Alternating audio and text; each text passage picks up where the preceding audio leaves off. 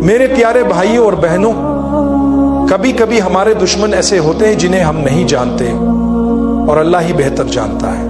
کبھی کبھی ہمیں غیر محفوظ محسوس ہوتا ہے اور اللہ تعالیٰ فرماتے ہیں کہ وہ ہمیں تھوڑی بے یقینی سے آزما سکتے ہیں، یا ایسے لوگوں کی دشمنی سے جو ہم جانتے ہوں یا نہ جانتے ہوں۔ کبھی کبھی ہمارے درمیان منافقین ہوتے ہیں جو ہمارے سامنے مسکراتے ہیں لیکن پیچھے ہمارے خلاف چال چلتے ہیں۔ اس بارے میں میرے لیے اللہ کی کیا رہنمائی ہے؟ مجھے کیا کرنا چاہیے؟ کیونکہ اگر میں ایسے لوگوں کے بارے میں پریشان ہونا شروع کر دوں گا تو شاید میں غمگین ہو جاؤں گا، میں افسردہ ہو جاؤں گا اور زندگی میں آگے نہیں بڑھ پاؤں گا۔ ہمیں زندگی کو جاری رکھنا ہے، ہر صبح ایک نئی مسکراہٹ کے ساتھ اٹھنا ہے اور اللہ کی رحمت پر بھروسہ رکھتے ہوئے آگے بڑھنا ہے۔ اللہ تعالیٰ نے سورہ النساء میں بڑی خوبصورتی سے یہ بات بیان کی ہے۔ اللہ فرماتا ہے، اللہ بہتر جانتا ہے کہ آپ کے دشمن کون ہیں اور اللہ آپ کے لیے کافی ہے اور اللہ آپ کے لیے مددگار ہے۔ آپ کے لیے اور میرے لیے اللہ سے بہتر کون ہو سکتا ہے؟ کون ہے جو ہمیں محفوظ رکھے اور ہماری مدد کرے؟ اللہ کے سوا کون ہے؟ لہٰذا میرے بھائیوں اور بہنوں، جب آپ کو بے یقینی کا سامنا ہو، جب آپ نہیں جانتے کہ کیا ہوگا، تو اسے اللہ کے حوالے کر دیں، اپنی دعائیں پڑھیں اور آگے بڑھتے رہیں۔ اللہ آپ کے دروازے کھولے گا، اللہ آپ کے دل میں سکون دے گا۔ آپ کو یہ بات جاننی چاہیے کہ اگر پوری دنیا آپ کو نقصان پہنچانے کے لیے اکٹھی ہو جائے تو وہ آپ کو کوئی نقصان نہیں پہنچا سکتی جب تک اللہ نے یہ آپ کے لیے مقدر نہ کر رکھا ہو۔ اس لیے اللہ کے سپرد کر دیں۔ یہ بات بہت اہم ہے کیونکہ جب ہم قرآن کی آیات پڑھتے ہیں تو ہمیں ایسی بہت سی آیات ملتی ہیں جن میں بتایا گیا ہے کہ رسول اللہ کے مخالفین جو نہ صرف ان کے ذاتی دشمن تھے بلکہ انہوں نے انہیں جھوٹا بھی کہا۔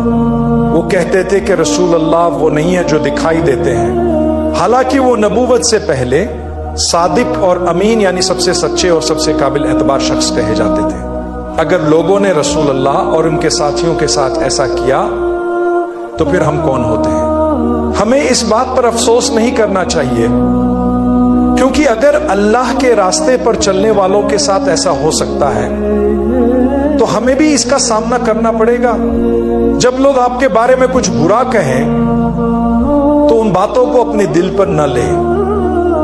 یاد رکھیں کہ اللہ کے محبوب بندوں کے ساتھ بھی ایسا کیا گیا، تو اگر وہ ہمارے ساتھ ایسا کر رہے ہیں تو اس کا مطلب ہے کہ اللہ ہمیں پسند کرتا ہے۔ ایسے وقت میں مسکرائیں اور ثابت قدم رہیں، کیونکہ اللہ کا وعدہ ہے کہ وہ اپنے راستے پر چلنے والوں کی حفاظت کرتا ہے۔ اللہ فرماتا ہے، کہہ دو میرا محافظ وہ ہے جس نے کتاب نازل کی، اللہ ہی نے پکاروں اور ان کی حفاظت کرتا ہے جو اللہ کی رضا کے طلبگار ہوتے ہیں۔ اللہ میرے لیے کافی ہے، مجھے کسی چیز کی فکر کرنے کی ضرورت نہیں۔ وہی عرش عظیم کا مالک ہے۔ اللہ پر مکمل اعتماد رکھیں اور اپنے معاملات اللہ کے سپرد کر دیں۔ اگر آپ کو تھوڑی سی تکلیف یا پریشانی ہو تو یاد رکھیں کہ اس میں آپ کے لیے دراصل کوئی نہ کوئی فائدہ چھپا ہوتا ہے۔ جب رسول اللہ کے پاس لوگ آئے اور کہا کہ دشمن نے بڑا لشکر تیار کر لیا ہے، تو آپ نے فکر مند ہونے کے بجائے اللہ پر بھروسہ کیا اور فرمایا، اللہ ہمارے لیے کافی ہے اور وہ بہترین کارساز ہے۔ اگر دشمن آپ کو نقصان پہنچا بھی دے تو ہو سکتا ہے کہ اس میں بعد میں آپ کے لیے کوئی خیر ہو۔ حدیبیہ کے معاہدے کے وقت بھی صحابہ کرام کو یہی لگا کہ ہم سچائی پر ہونے کے باوجود عمرہ کیوں نہیں کر سکے، لیکن اللہ نے فرمایا، یقیناً ہم نے آپ کو واضح فتح عطا کی ہے۔ حضرت عمر جیسے صحابہ بھی حیران تھے کہ یہ فتح کیسے ہو سکتی ہے، لیکن صبر کریں، فتح صبر کرنے والوں کے ساتھ ہوتی ہے۔ اگر آج نہیں تو کل آپ خوشی منائیں گے، آپ فتح یاب ہوں گے۔ اور یوں رسول اللہ نے فرمایا کہ اگر اللہ نے اسے فتح کہا ہے تو یہ واقعی فتح ہے۔ کچھ سال بعد وہ فاتحانہ انداز میں مکہ مکرمہ میں داخل ہوئے۔ فتح مکہ کے دن صحابہ کی تعداد ہزاروں میں تھی، اور آپ جانتے ہیں کہ رسول اللہ نے اس دن کیا کیا۔ جب وہ جانتے تھے کہ وہ جیت گئے ہیں تب بھی وہ سب سے زیادہ عاجزی کے ساتھ پیش آئے۔ وہ غرور و تکبر سے بالکل پاک تھے۔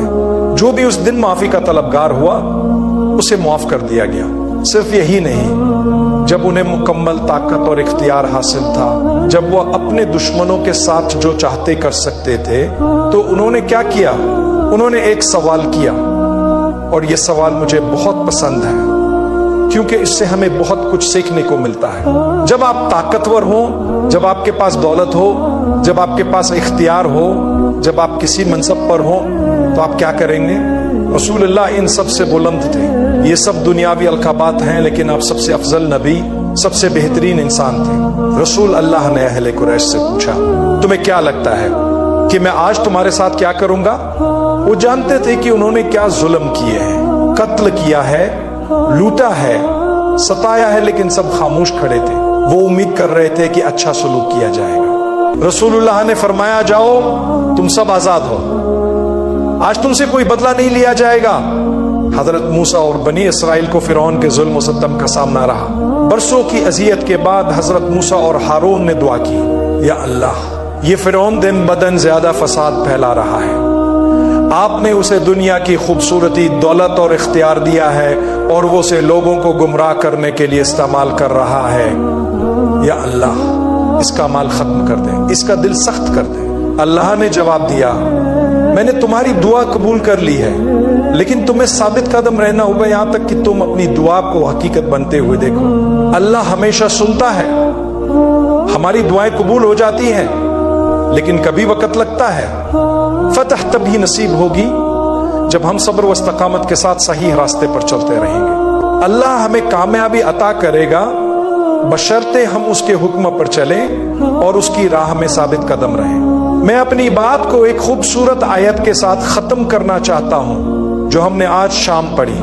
ہم نے دشمنی، نفرت اور حسد کے بارے میں بات کی، اور یہ سب کچھ رسول اللہ اور ان کے صحابہ کے ساتھ پیش آنے والے واقعات میں سمویا ہوا ہے۔ حضرت موسیٰ کے واقعات بھی ہمارے سامنے ہیں۔ بعض اوقات ہم کسی کو پسند نہیں کرتے، کیوں؟ جو بھی وجہ ہو، ہم انسان ہیں، کبھی کبھی ہمیں کسی کے ساتھ آرام دہ محسوس نہیں ہوتا، یا ہم ان سے دور رہنا چاہتے ہیں۔ یہ انسانی فطرت ہے کہ ہمیں بعض لوگوں کے ساتھ مسئلہ ہو سکتا ہے، لیکن جب آپ کسی کو ناپسند کرتے ہیں تو اس ناپسندیدگی میں میانہ روی اختیار کریں۔ شاید کل وہی شخص آپ کا دوست بن جائے، شاید کل وہی آپ کے قریب ہو جائے۔ اللہ ہمیں حکم دیتا ہے کہ کبھی کسی سے نفرت یا ناپسندیدگی کی بنیاد پر انصاف کا دامن نہ چھوڑیں۔ اللہ فرماتا ہے، عدل کرو، یہی تقوی کے زیادہ قریب ہے۔ جب آپ کا اللہ سے تعلق ہوتا ہے تو اگر آپ کسی کو ناپسند بھی کرتے ہیں تب بھی آپ ان کے بارے میں جھوٹ نہ بولیں، ان کے خلاف کہانیاں نہ بنائیں، اور انہیں بے وجہ نقصان پہنچانے کی کوشش نہ کریں۔ اگر آپ ظلم کریں گے تو غلط آپ ہوں گے، پھر اللہ کی مدد کیسے آئے گی؟ لہٰذا اپنی ناپسندیدگی کو کسی پر ظلم کرنے کا بہانہ نہ بنائیں، انصاف کریں، کیونکہ یہی اللہ کے قریب ہونے کا ذریعہ ہے۔ میرے بھائیوں اور بہنوں، ہم سب سے غلطیاں ہوتی ہیں۔ بہت سے لوگ زندگی میں گناہ کرتے ہیں لیکن بعد میں اپنی زندگی بدل لیتے ہیں۔ جب ہم چھوٹے تھے ہم نے بھی کچھ ایسے کام کیے جن پر آج بھی ہمیں شرمندگی ہوتی ہے، لیکن جیسے جیسے ہم بڑے ہوتے ہیں ہم اللہ کے قریب آنا شروع کرتے ہیں اور اپنی زندگی کو بہتر بناتے ہیں۔ نوجوانی میں یا 20 سال کی عمر تک جب ہم دین کی طرف زیادہ متوجہ نہیں ہوتے، ہم سے غلطیاں ہو سکتی ہیں، کبھی کوئی گناہ میں پڑ جاتا ہے، مثلا کوئی غلط تعلقات، اللہ ہمیں محفوظ رکھے۔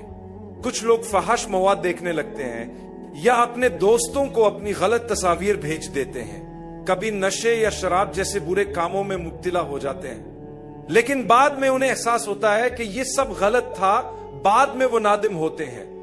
یہ ندامت اصل میں آپ کے اللہ کے ساتھ تعلق کی وجہ سے ہوتی ہے۔ یاد رکھیں، آدم علیہ السلام سے بھی ایک بڑی غلطی ہوئی تھی۔ آپ نے وہ چیز کھائی جو اللہ نے آپ کے لیے منع کی تھی۔ اللہ نے انہیں شیطان کے بارے میں خبردار کیا تھا، لیکن وہ پھر بھی شیطان کے بہکاوے میں آ گئے۔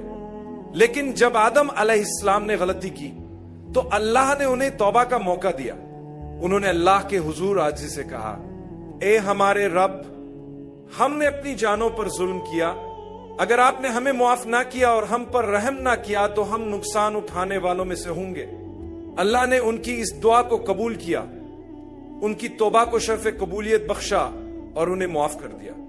اللہ کی رحمت پر اتنا یقین رکھو کہ تم جان لو کہ تمہارا رب تمہیں معاف کر دے گا۔ وہ سب سے زیادہ رحم کرنے والا، معاف کرنے والا، مہربان، شفیق اور محبت کرنے والا ہے۔ اگر آپ اللہ کے ان صفاتی ناموں پر یقین نہیں رکھتے تو آپ اللہ کو جانتے ہی نہیں۔ اگر آپ یہ سوچ رہے ہیں کہ میرا ماضی مجھے ستا رہا ہے، میں نے جو گناہ کیے ہیں ان کی وجہ سے اللہ مجھے سزا دے گا یا رسوا کرے گا، تو آپ کو یہ یاد رکھنا چاہیے کہ جب آپ گناہ کر رہے تھے تب بھی اللہ نے آپ کو چھپایا تھا۔ تو کیا آپ سمجھتے ہیں کہ جب آپ معافی مانگ رہے ہوں گے تو اللہ آپ کو رسوا کرے گا؟ نہیں، ہرگز نہیں۔ شیطان بہت ظالم ہے، شیطان ہمیں بار بار بہکاتا ہے، یہاں تک کہ جب ہم اپنی زندگی بدل چکے ہوں وہ ہمارے دل میں یہ خیال ڈال دیتا ہے کہ تم اچھے انسان نہیں ہو، ایک دن تمہیں لوگوں کے سامنے شرمندہ کر دیا جائے گا۔ یہ صرف ہماری بے چینی اور خوف کو بڑھاتا ہے، حالانکہ اللہ نے ہماری معافی قبول کر کے گناہ ختم کر دیا ہوتا ہے۔ تو جب ہم نے معافی مانگی اور گناہ مٹ گیا، پھر ہم اللہ کی رحمت سے نا امید کیوں ہو، جبکہ اللہ ہمیں خبردار کرتا ہے کہ اس کی رحمت سے نا امید نہ ہو۔ میں آپ کو بتانا چاہتا ہوں کہ اللہ کی رحمت سے نا امید ہونا اس گناہ سے بڑا گناہ ہے جو آپ نے کیا ہے، کیونکہ آپ نے جو بھی گناہ کیا ہو اللہ کی رحمت اس گناہ سے زیادہ بڑی ہے۔ اللہ فرماتا ہے کہ وہ تمام گناہوں کو معاف کر دے گا، حتیٰ کہ شرک کو بھی، اگر آپ نے زندگی کے دوران اللہ سے اس کی معافی مانگی ہو اور آپ نے اپنی زندگی کو بدل لیا ہو۔ شرک کو صرف اس صورت میں معاف نہیں کرے گا جب انسان مرنے کے وقت تک اس پر قائم رہے اور معافی نہ مانگے۔ اللہ ہر گناہ کو معاف کر سکتا ہے، یہاں تک کہ اگر آپ نے اس کے لیے معافی نہ بھی مانگی ہو اور آپ اس حالت میں فوت ہو جائیں سوائے شرک کے۔ یہی اس کا مطلب ہے کہ اللہ شرک کو معاف نہیں کرے گا، لیکن اگر آپ نے زندگی میں اس سے معافی مانگی ہو تو وہ اسے بھی معاف کر دے گا۔ اللہ صرف وہی معاف نہیں کرے گا جس پر انسان موت تک توبہ نہ کرے، باقی سب کچھ وہ معاف کر سکتا ہے۔ یہ اللہ کی مرضی ہے۔ اللہ سب سے زیادہ محبت کرنے والا، مہربان، معاف کرنے والا، شفیق اور فیاض ہے۔ اگر آپ یقین رکھتے ہیں کہ اللہ ان تمام صفات میں سب سے زیادہ ہے تو آپ سچے مومن ہیں۔ لوگ ہر دن گناہ کرتے ہیں اور اللہ فرماتا ہے کہ وہ انہیں ہر دن معاف کرے گا۔ لوگ ہر رات گناہ کرتے ہیں اور اللہ فرماتا ہے کہ وہ انہیں ہر رات معاف کرے گا جب تک کہ وہ اس سے معافی مانگتے رہیں گے۔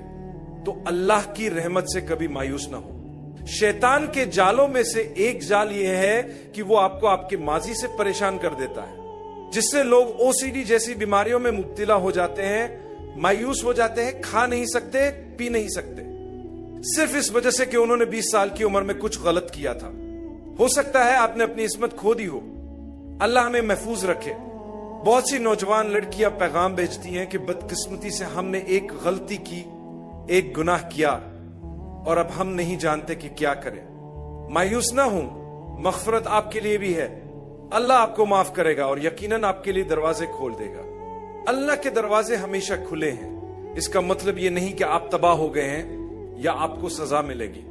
آپ کو صرف اللہ سے معافی مانگنی ہے۔ دیکھیں ان لوگوں کو جو نشے کے عادی ہیں، جو جوا خانوں میں اپنی کمائی اور زندگی برباد کر رہے ہیں، جو شراب پی رہے ہیں اور خود کو نشے میں مبتلا کر رہے ہیں۔ نشے کی حالت ایسی ہوتی ہے جو نہ قابل تصور ہوتی ہے، لیکن آپ جانتے ہیں کہ اللہ ان لوگوں سے کیا کہتا ہے؟ اللہ فرماتا ہے میرے دروازے کھلے ہیں، میں معاف کرتا رہوں گا، بار بار معاف کرتا رہوں گا، ہمیشہ معاف کرتا رہوں گا۔ کبھی یہ نہ سوچے کہ اللہ معاف نہیں کرے گا، یہ اللہ کی صفات میں شامل ہی نہیں کہ وہ معاف نہ کرے۔ وہ سب سے زیادہ مہربان، سب سے زیادہ بخشنے والا، سب سے زیادہ رحم کرنے والا ہے۔ اللہ وہ ذات ہے جس کی رحمت ہر چیز کو گھیرے ہوئے ہے، اور وہ ایمان والوں کے لیے ایک خاص رحمت بھی رکھتا ہے۔ اپنے ماضی کو اپنے حال یا مستقبل پر غالب نہ آنے دیں۔ آپ کو یہ سوچ کر خوش ہونا چاہیے کہ آپ کا رب بے حد مہربان ہے۔ جو ہو چکا وہ ماضی کا حصہ ہے، نہ وہ آپ کا حال ہے اور نہ آپ کا مستقبل ہوگا۔ اگر آپ نے ماضی میں کوئی غلطی یا گناہ کیا تھا تو وہ ختم ہو چکا ہے۔ اللہ تعالیٰ آپ کو اس گناہ کی سزا نہیں دے گا، بشرطے کہ آپ نے معافی مانگ لی ہو۔ ایک بار معافی مانگ لینا کافی ہے۔ ہم بار بار معافی مانگتے ہیں، لیکن پہلی بار کی معافی ہی آپ کے گناہ کو مٹا دیتی ہے. دوبارہ معافی مانگنے سے آپ کے درجے بلند ہوتے ہیں، نہ کہ یہ ظاہر ہوتا ہے کہ گناہ اب بھی باقی ہے. رسول اللہ نے فرمایا جو شخص کسی گناہ سے معافی مانگتا ہے وہ ایسے ہے جیسے اس نے وہ گناہ کبھی کیا ہی نہیں تھا. تو اللہ کی رحمت سے مایوس نہ ہو، چاہے آپ نے کچھ بھی کیا ہو.